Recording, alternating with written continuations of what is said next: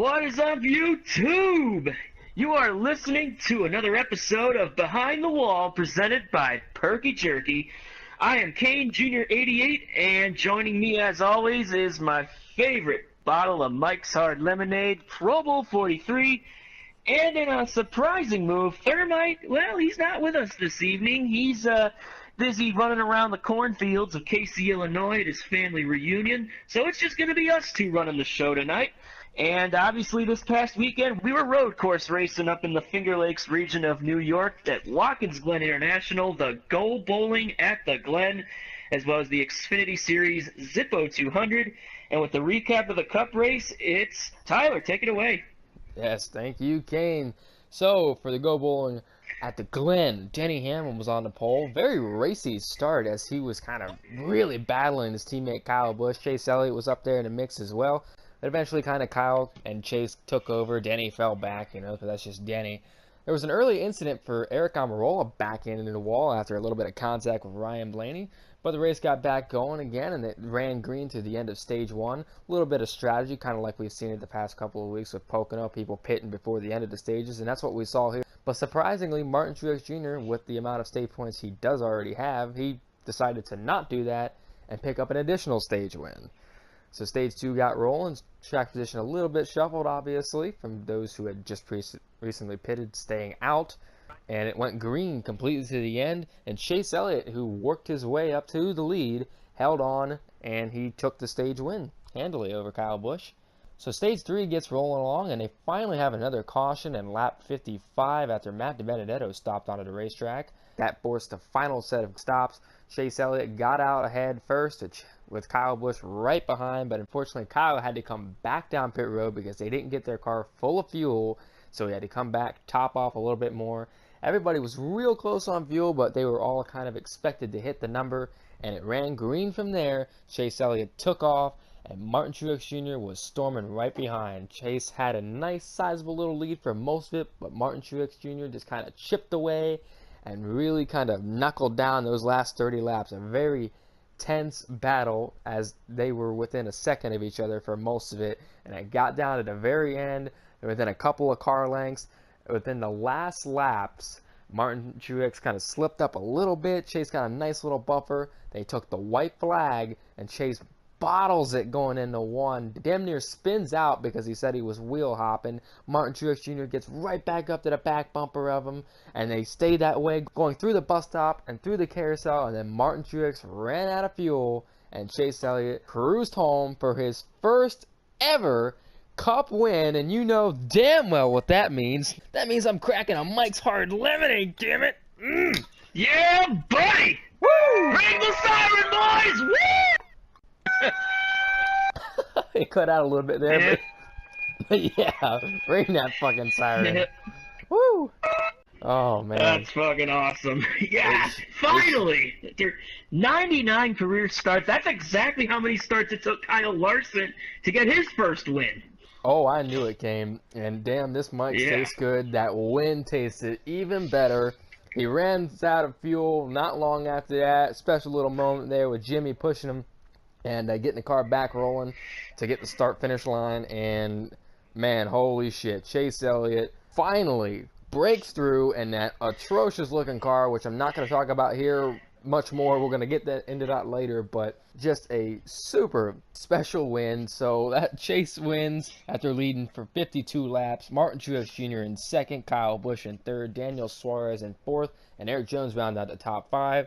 Kyle Larson, Jamie McMurray, William Byron, Kurt Busch, and Kevin Harvick are the rest of the top 10 finishers. So with all that, Kane, let's get into some race ratings. Give us yours first. Well, even with Chase Elliott winning, even before that, it was shaping up to be a really, really good race. Because even early on, when Kyle Busch was pulling out to those huge leads, there was still some awesome racing going on, towards the front, like with Chase Elliott and Denny Hamlin, and then also in the middle of the pack. And I noticed NBC did this too. They weren't even focusing on the leaders; they were focusing on all the awesome battles taking place. And I noticed that was a theme for pretty much the entire race. So awesome battles all throughout, and then Chase Elliott bringing home the win with an awesome fight for the win with Martin Truex Jr., the defending champ. I cannot believe I'm saying this. I'm giving this race a 10. I can't. I finally did it. It's definitely worthy of a perfect 10. Tyler? Wow. Shit, I think that's a little biased favoritism there. I won't lie. I mean, I get it, believe me. But I tell you, I'm going to give it a more reasonable rating. I think of a 7.5. I'm going to dial it down a little bit. It was a good race. It was certainly better than Sonoma. That's no question about that. There was good battles here and there.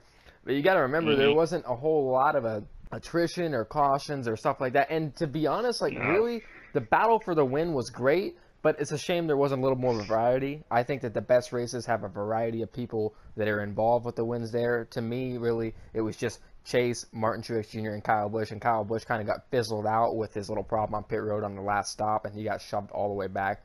I'll bump it up another half point. I'll do that. 8, okay? So those last 30 laps are easily some of the most tense that I've seen. And being a fan, it's been such a struggle since my favorite retired. And, rooting for Chase Elliott, and as bad as the Chevys have been, and as bad as Hendrick has been, to have this happen and for them to finally pull through, like all those feelings that I used to experience back in the day when Junior ran good, or Junior had a shot to win, or he did win, I got to feel those again, and it was unbelievable. So my biased feelings takes an account there a little bit too. It was just a hell of a finish, and I'm super pumped about it. Obviously, I always knew he was going to break through, and that's it. The monkey's off his back, so they can go and focus on getting some more. I know that the Chevys still have a little bit of work to do, but this was one of those tracks where they had an opportunity, and they took advantage of it, and they really took to fight. So Hendrick Motorsports snaps a long winless streak of over a year now. Chevy snaps a 21 race winless streak, the longest they've had since 1971. So this was a big win no matter what, but the fact that the finish was as tense as it was, and you didn't know if they were going to run out or somebody was going to slip up, and that nearly happened, there was just a lot right there, despite it only being between two people. So great finish, great overall race, and a great win for not only Chase Elliott, but for a lot of the NASCAR fan base. So we're happy about it, and we'll move on. Woo! Elliott, bitch! Woo! Chase! All right, it's that time of the week. It's time to hand out some awards for the Watkins Glen race weekend. And as always, we start off with the classic Boner of the Week. Tyler, who gets it this week? Well, I can't believe I'm saying this, but it goes to somebody in the Zippo 200 that's a Cup driver, Brad Keselowski. That's a really rare feat for a Cup guy in the Xfinity race to be doing a boner maneuver like Brad did. Holy shit, did he bottle that. Now, we all know how we hate Cup drivers in the lower series, but it was shaping up to be a really good finish between him and his teammate Joey Logano. But what does Brad do? 3 to go. Dives her into turn 1 and just blows it, spins out, wheel hops or whatever. But you know what? It happened, and he blew it. That sucked. And then, Joey scampered off for the win. He was home free. Wow, that sucked. Brad, if you're going to leech in the lower series, at least give us a good finish. You were so close. Damn it, you boner. Next award. All right, our next award is Debut from Hell! And, oh my God, Spencer Gallagher finishes 35th, 17 laps down. After early on in the race, he went in reverse down pit road because his crew either screwed up or he screwed up by leaving the box too early. And it resulted in a little call to the principal's office. Yeah, that's right, Spencer and his crew chief were both called to the NASCAR hauler post-race because NASCAR wasn't too happy about them driving backwards down pit road. So, Spencer, what the heck are you thinking, man? I mean, I know you just got off of a drug suspension in the Xfinity series, but come on, man. You probably should know better. I know it's your Cup debut and you're just learning these cars for the first time, but god damn it. Even the back markers know not to do that shit. Jeez. Next award. The next award are the Cigar Awards. We got a couple. The first one goes to NASCAR for bringing out the rain tires in the Xfinity race. And in a sense, it kind of goes to Mother Nature, too, because of all weekends that you would want to see rain, this was the weekend because they were there and they got the opportunity to do that in the Xfinity race. Unfortunately, it didn't last as long, so thanks a lot. I have to mention this guy's name, Vinny frickin' Miller. I still don't know who you are. Thanks for ruining it and bringing out the red flag. You know, you cut off about 20 minutes of damn rain racing, but it was still really cool to see. We don't get to see it that often, so that was great. The next cigar, now we'll get into the Cup race.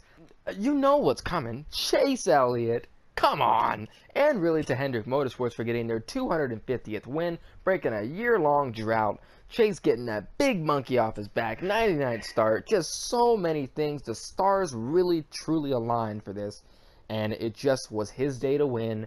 Enjoy a cigar and a lot of beers, because I know you are. Kane, finish up the cigars. All right, our next cigar goes to Daniel Suarez. He finished in the 4th spot, got back-to-back top 5s for, I believe, the first time in his career. Nobody really expected that, although in last year's Watkins Glen race, he won Stage 2, I believe, and he finished in 3rd. So I think he might be the next driver to get their first career win, so you get a cigar. And the final cigar for this weekend, once again, William Byron brings home back-to-back top 10 finishes. He finishes in the 8th position in that Bud Ugly Hertz car.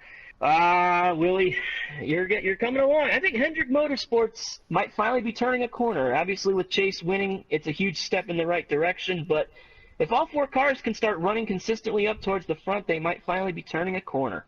And that's it for the awards. Nice job, Kane. We'll move on. All right, now it's time to take a look at the best paint schemes of the week, so enjoy the quick montage.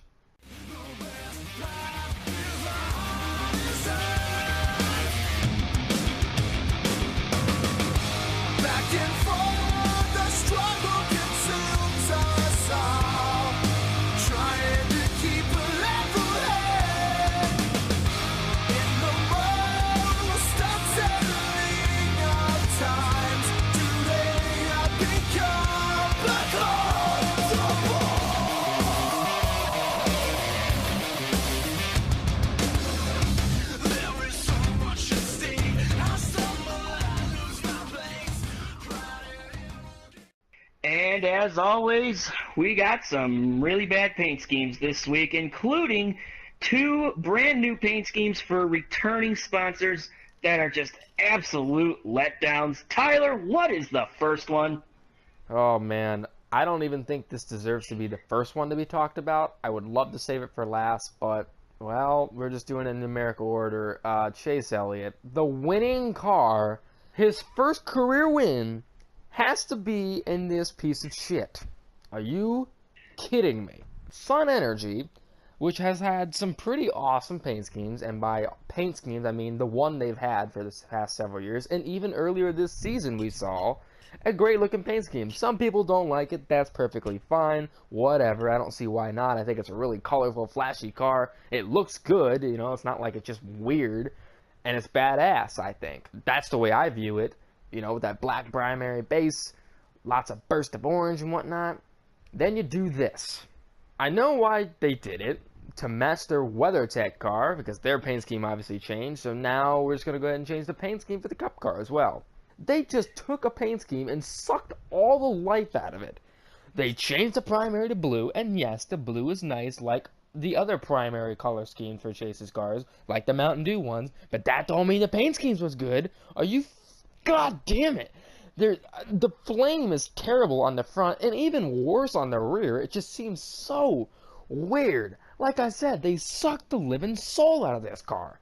It looks to me like a test car. It really does. With a little bit of Sun Energy flair. The hood logo, I need to shit on that a little bit too. The one they used to have was a nice like round square with the SE1 in it. It fit with the hood. But now they just got the text slapped on there, which by the way, Sun, having Sun being a blue, and then the car is basically entirely blue as well. That almost blends in, as well with the one text. This car, everything about this makes me so angry. And it really is tough for me to even hold it together to try to just descriptively tear down this piece of shit. But it is so bad. I don't even like the fact that the rims are still orange. That doesn't add anything. It worked better with the other car. This car is just a total misfire, and I cannot believe that we may never see the original black one again after this. Unbelievable. Oh, and even better, now the first win diecast has to be in this piece of shit. My God, is that a kick to the nuts. My nuts are blue. Bluer than that blue! Ugh, fucking God! Kane, just take it away. What's next? Oh, you thought that was bad? Hendrick had to go double trouble this week with William Byron's Hertz Chevrolet. Now, we all remember the Hertz paint scheme that Willie ran in the All-Star Open. That was a solid-looking paint scheme. But then, this week at Watkins Glen, they bring this plain, it's literally just a plain yellow car with black numbers, and, you know, the stupid black, you know, A-pillar spike, and then black wheel arches, black side skirts, the black rear end, and obviously all the black areas, you know, to fool the off scanner, which NASCAR is finally starting to crack down on. Why? The car you ran at the All-Star Open, that was so much better than this. Seriously, what is Hendrick smoking right now? I know one thing's for sure. I think Tyler and I need to take a trip down there and piss in their ficus. You damn right. Because whoever is churning out these bad paint schemes for HMS this year, they fucking deserve it. God damn it. This is just unacceptable, man. I feel so bad for Chase and Willie, man. I just do. Exactly. I mean, that's the biggest thing about these two cars. They literally had cars that were better, and they severely downgraded both of them. I just don't get the logic. I mean, this is just a year of the bad paint schemes. But hold on a second, though. We're not exactly done. We still have one more to shit on. Chris Buescher's Velveeta. Get your freaking Velveeta boxes. Velveeta! Yeah. There's 1, 2, 3, 4 random ass Velveeta boxes. Again, with the JTG Doherty trend. We saw it at Charlotte with Dinger. And we saw it at Sonoma again with the Max. What's the obsession with throwing your sponsor products just all of a sudden as a contingency? That looks like shit! The paint scheme isn't very good to begin with, and it probably would have made the list regardless. And it's even worse with the terrible black around the damn wheel wells, which Kane already said about that. It's atrocious. Hell, if they had just gotten rid of those boxes and gotten rid of the red, this probably wouldn't have fit on the damn list. It just would have been another plain car, whatever. It would have flown off into obscurity.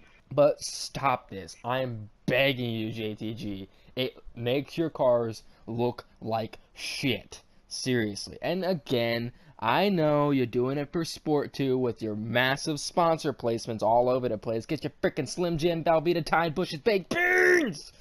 God damn it! I hate paint schemes, I really do. Sometimes they just make you hate them. What a bad week for paint schemes. Ugh, you said it, pal.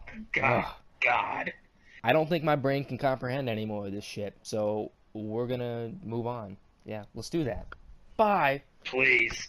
Bye!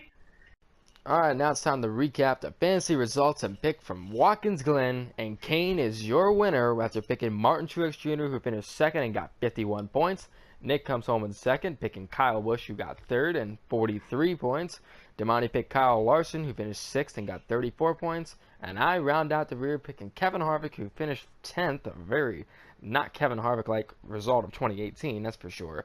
But he only was able to get 31 points. So now that means we go to Michigan, and I'm going to make the first pick. I'm going to go Kyle Busch. Pure talent. I'm just done giving reasons. Big three. There you go. There's your reason. You want a reason? Big three. That's it. Damani, who is your pick? I hope you flip your bike over and knock your 2 front teeth out, you selfish son of a bitch. All right, Nick, now you're up on the board. Make your selection for Michigan. Well, Kane, now it's your turn to pick. Who are you taking? Same reason as you, the fucking big three. I'm going with Kevin Harvick. Yeah. Oh, yeah. He almost did win this race back in June. He unfortunately finished second to his teammate Clint Boyer in that rain-shortened race, so I think he's going to get it done this week. Fair enough. That was pretty simple. Let's move on. Well, that does it for another episode of Behind the Wall presented by Perky Jerky. The 69th episode. That's also hilarious as well. 69. How appropriate that Chase Elliott got his first win on our 69th episode. It is very appropriate. It makes sense. It was definitely the right time to do so. So for Damani HT, he wasn't here. For Thermite 917, probably ate a lot of corn on the cob, that fucking cobbler. For Kane Jr. 88, it was nice doing the podcast with just you again. We literally did it at Watkins Glen last season too, so that's how ironic, you know. Damn Nick in his cornfield, right? Yeah, right. Ah, what a jackass. He can enjoy corn on the cob. We enjoyed a great race live that he had to watch tape, so he can suck it. And for myself, Pro Bowl 43, this has been Behind the Wall. You've been Behind the Wall, and thank you for listening.